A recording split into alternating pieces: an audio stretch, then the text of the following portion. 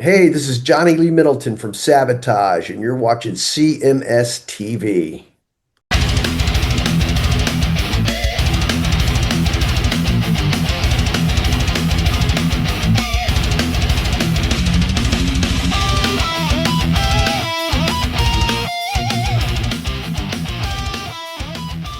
It is Chris Akin Presents, and I, of course, am Chris Akin. And today on the show, we get legends. I love talking to the legends, and they have put out just a legendary show. The new release is Metal Rains from the Gutter. It is Savatage. All of us have been waiting forever for Savatage. This is our first touch in a long time of new Savatage.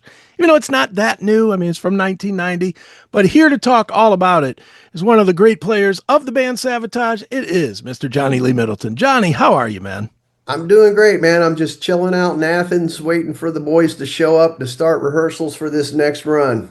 Right on. Well, how was the first run? Let's start there real quick. How did it feel? Oh, last year's run? Yeah. That was it? Oh, it was awesome. We went into Sao Paulo, our first gig, and we hadn't played in, forever. And we were curious as to whether it was going to work or not. And as soon as we hit the first downbeat, it was evident that the people that liked us 30 years ago, they still like us today. And Sure. so it was really, really nice. And the fans that, were just older. And now they bring their kids, but and then we hit the European run, and it was the same thing. The first show in Germany was a big success, sellout, and it just, the festivals we got warm receptions for, and we're back in the game, and it's nice. We got a lot of young fans coming out now, a lot of kids that weren't even alive when we released a lot of this stuff. So Sure. it's good to see metal's alive and well. Right on. How much of the success of the, I'm gonna call it a rebirth, but just because I don't know exactly what to call it, but how much of this success do you and the band attribute to the monumental success of TSO? Do you think that has led, like, especially younger kids that did not witness the first run of the band? Do you think, here in Sarajevo and knowing some of those songs came from Savatage, do you think that has enhanced the reputation for the rebirth of the band? Not here in Europe or South America because TSO doesn't really, we don't do business here. True. Christmas is not commercialized like it is in America. And a lot of people don't really, a lot of our fan base, the Sabotage fan base here in Europe, has no idea who Trans-Siberian Orchestra is. There's a few people that have discovered it, but it has little to nothing to do with the success that we're experiencing now. Our back catalog is basically what's fueling the fire. Right on. Definitely. Well, since we're talking back catalog, let's get to the current piece of what is now back catalog, Metal Rains from the Gutter. Incredible, incredible show. I think I've listened to it 300 times in the last month since I got it. It is, I mean, it's just so, if nothing else, as a Savatage fan that has seen you guys numerous times back in the day in big buildings and in clubs, you guys captured the energy. That's what stands out on this record. For you, when you first heard these mixes, what did you think? Did it take you right back to 1990, or were you like, "Wow, we had it going there"? Or what did you feel? Yeah, I mean, the band was on fire and we actually captured it. And, I didn't even realize we recorded it, to be honest with you. Okay. It was done as a live radio broadcast, but at that time we were using the record plant studio in New York City, and they had a mobile truck. We recorded that in LA, and there was a record plant in LA, and they had a mobile recording truck. So Okay. we actually used the mobile recording truck to mix the live radio broadcast, and they just ran tape. And so we sat on the tape and we didn't really think anything of it, and then pulled it out and said, "Hey, what's it?" Because tape a lot of times it demagnetizes, and Hmm. we wanted to see what was on it, and the parts were there, and so it was like, "Damn, that sounds pretty good." Right. So we have a studio in Tampa, the Trans-Siberian does, and so we let the engineers have a go at it and see if we could salvage what was on the tape. And they did a great job of capturing the moment. There's some magical moments in that record. You know, we didn't do any overdubs. We left it as is. You'll hear mistakes on it. But that's the that true essence of a raw rock and roll band back in the day before in-ear monitors, before metronomes, before, you know, all the stuff everybody takes advantage of today to make their performances better. We didn't have any of that. So it was just like go. Right. And that When, was it.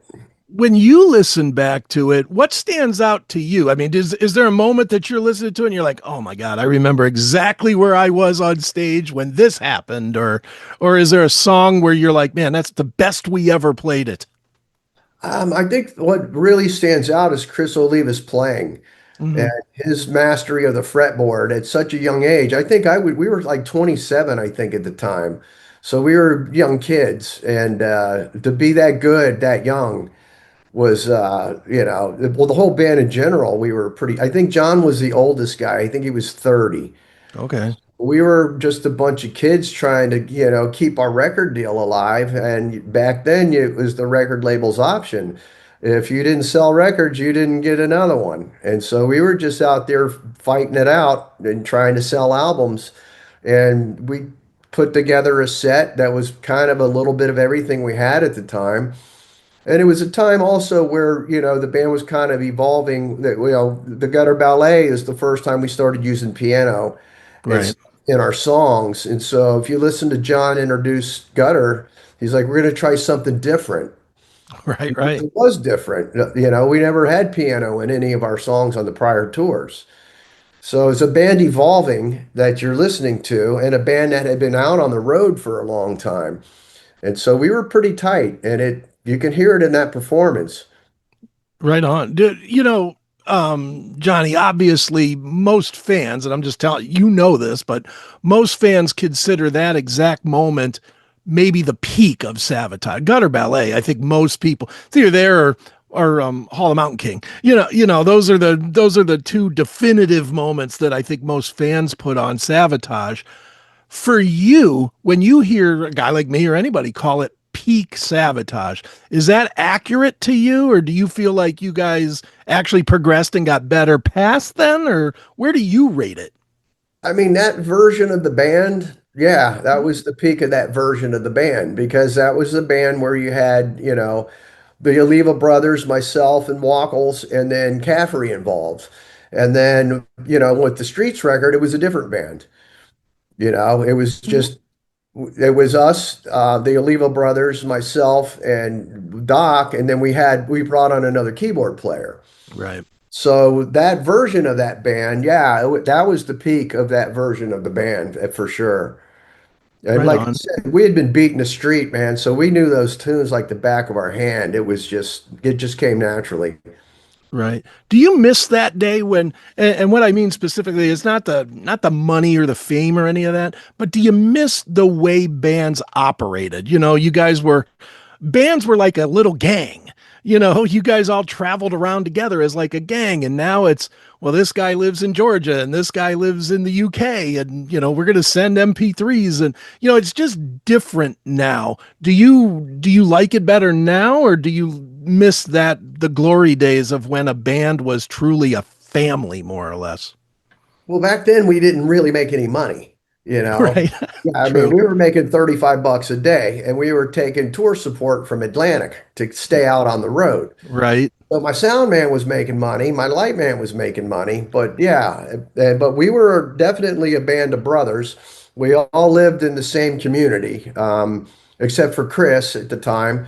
He was from Jersey, but yeah, it was a band of brothers, man. We kind of looked out for each other, and you know, it was different, way different than the way things are now. The money's better now, but the camaraderie and the way things are done now is a lot different than back then. I mean, we had not, none of the fancy things, no in-ear monitors, nothing like that. It was wedges, side fills, go.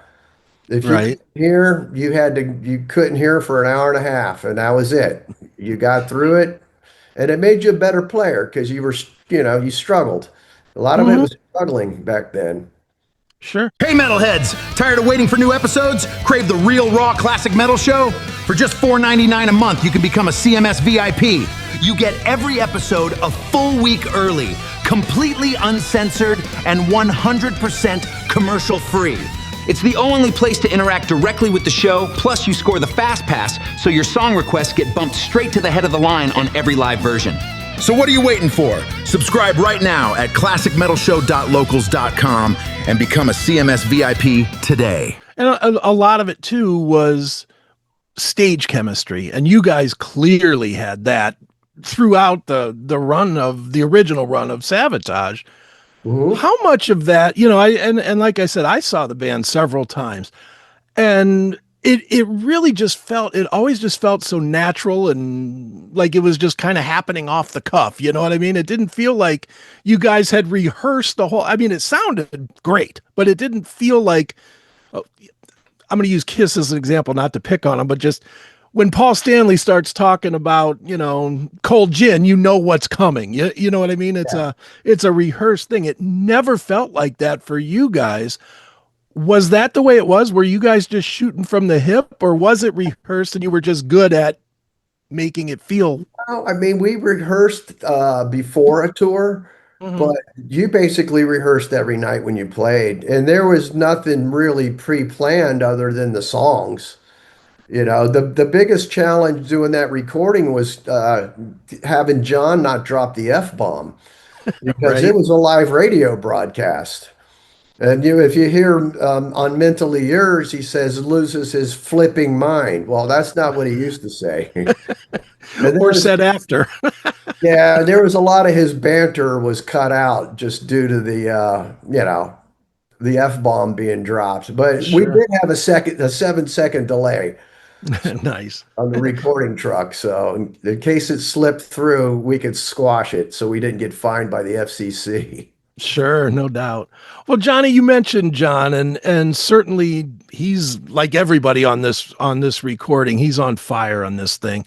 And do you think, looking at how everything has progressed to now, I know everybody talks about Chris, and that fair enough. I mean, Chris Mhm.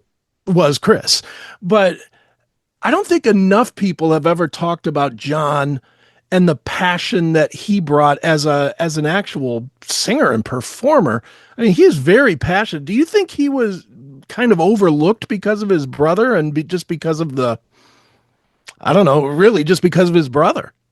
No, I mean, you got to understand back in the day when we were doing all that stuff, it was all the skinny, good-looking guys, Mm-hmm. It was all image contrived back Sure. when we were, we're in the world with the Skid Rows, like the Britney Foxes, the big hair guys, Mm-hmm. and all of those people. And image was more important than content back in the late 80s and early 90s when we did that. And we weren't very an image conscious band. We weren't up there with, makeup on and tight leather pants and all the foo-foo shit. So Right.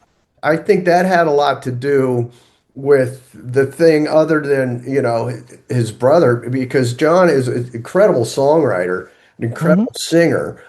But we just didn't fit the mold that everybody else did. But when you look at these bands that did fit the mold, where are they now? True. You know? Mm-hmm. Well, it's And it's because they were playing the trend and you were playing. Yeah, I don't think you probably understood it at the time, but you guys were playing the long game. You were being yourselves, which translates over time. yeah, we never followed any trend and never chased anything that we weren't. And Paul O'Neill always wanted us to write songs that would stand the test of time. And we could wrote songs about a fast car and a fast lady. It's easy. But, Mm-hmm. get digging deep and write something like, when the crowds are gone and stuff that has meaning today, when the skin is thin, the heart shows through. That's pretty heavy. Right. That's heavy today. So, Absolutely.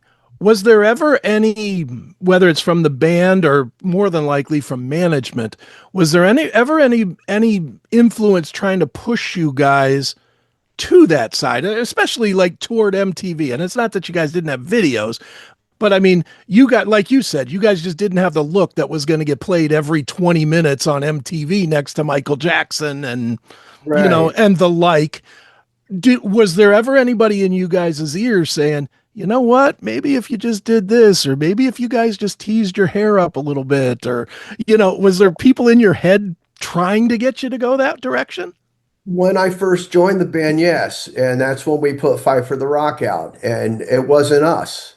It Right. was what someone else wanted us to be, and nobody was even there for the mix of the record. And it didn't do well. And we all said, you know what? Screw this. We're going to do what we want to do. And that's when we met Paul.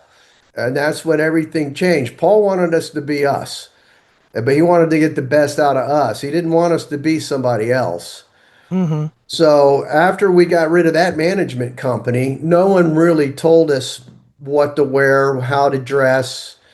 It was be yourselves. We focused on music more than we did image because you're Right. going to get old and your music's going to get old too. So you better have music that's going to stand the test of time because you're going to get wrinkles and you, Yeah. you're going to be old. I'm 63 years old, man. When we did that record, I think when we were in our late 20s Right. when we recorded that stuff. We were a bunch of kids, Kids today don't know which freaking bathroom to use, and we're making metal records. Right.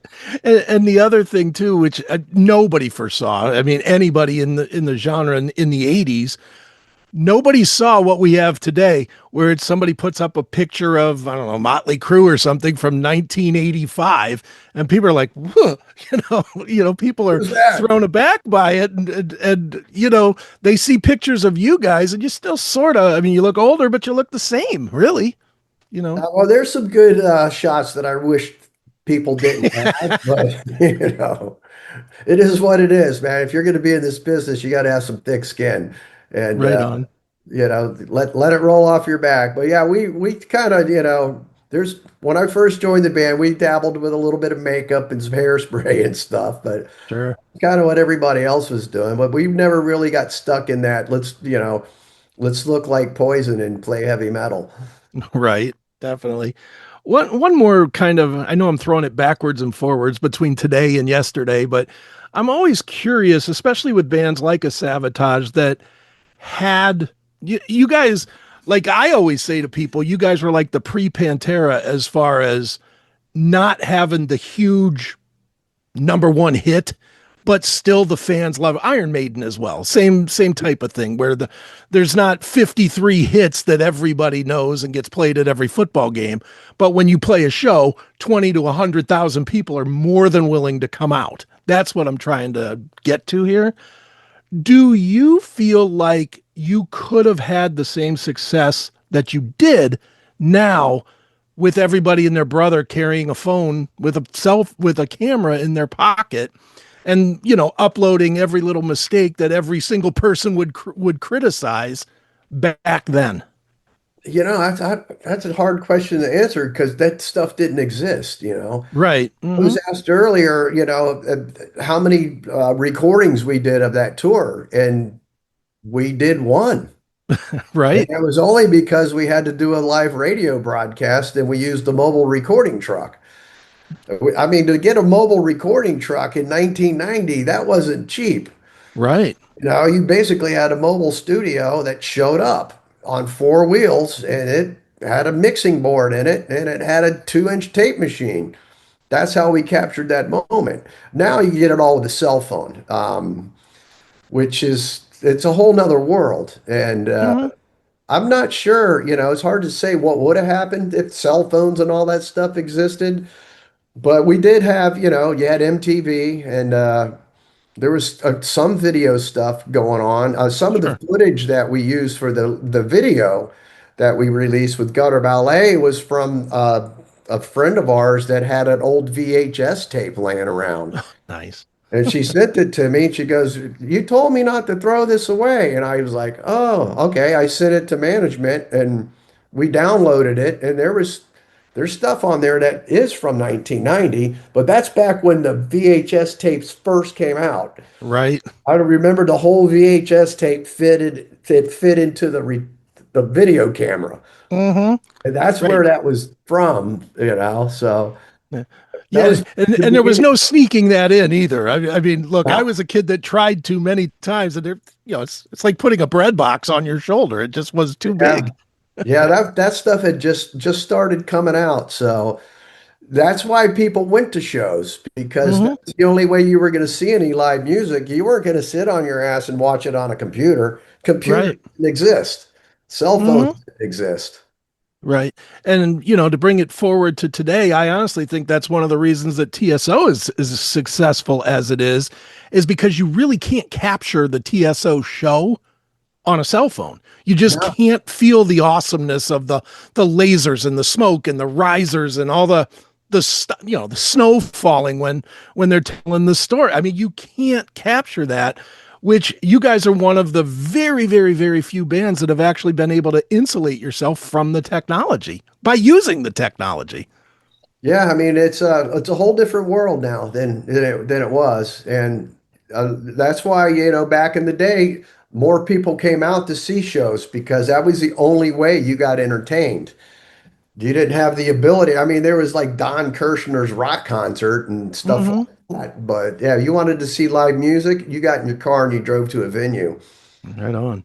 I wish it would go back to that because it just seems like it's just not today's kid does not want to go, or and really today's old person doesn't want to go either. I don't know why, but it just seems Yeah. like we're getting old. I guess that's really it. Well, But Americans have short attention spans, true. and let me hit a light here real quick. It's getting Okay, ready to storm here, so it's no getting dark. problem. There we go. There you go. Perfect. Yeah, it's actually hasn't rained. I've been in Europe for a month and it hasn't rained once since I've been. Well, hopefully you get a little today, cool it down a little bit, Yeah, I'm right? going to the Robert Plant concert tonight Oh, outdoors, nice. and Very it's gonna nice. rain. So, Well, let's kind of wrap this one up, Johnny. Obviously, man, the record is fantastic, or the release is fantastic. Metal Rains from the Gutter. Where is the best place? We tell everybody here, if you're gonna stream it, okay, stream it once, twice, whatever, but buy something. Help the band out, buy a shirt, buy a hat, buy a vinyl, whatever it would be. Where's the best place for us to send people to buy something from Savatage? you could go to the Ear Music catalog. I mean, we're selling a lot of vinyl.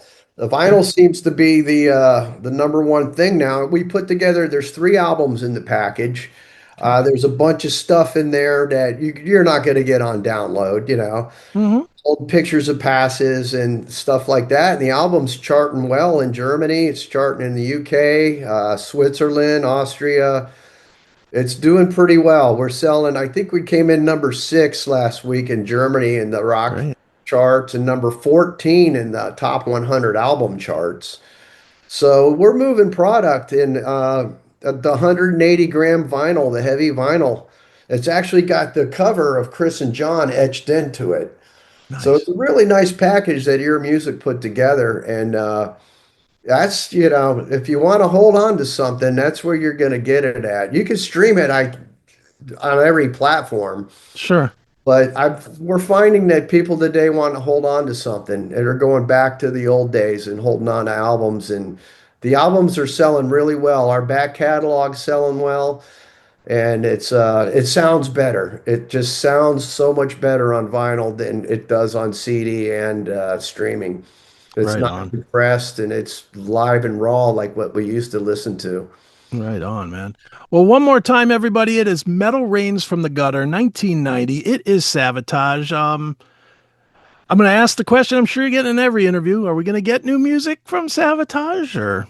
Oh yeah, we got a bunch. It's just a matter Okay. of time. Yeah, it's like you got to pick the fruit when it's ripe. And so we So got a no, so yes and no. We may not. We've been waiting a oh long no, time, you man. will. Yeah, it's coming, but I can't tell you when. I hear you. There's a lot of buns in the oven. Right on. Well, let's get a couple of them cooked up, man. Come on. All right, brother. All right, brother. Well, one more time. It is Metal Rains from the Gutter, 1990. It is Savatage. And Johnny, this has been great. Thanks for joining me here on Chris Akin Presents. Well, thank you, sir. Have a good day.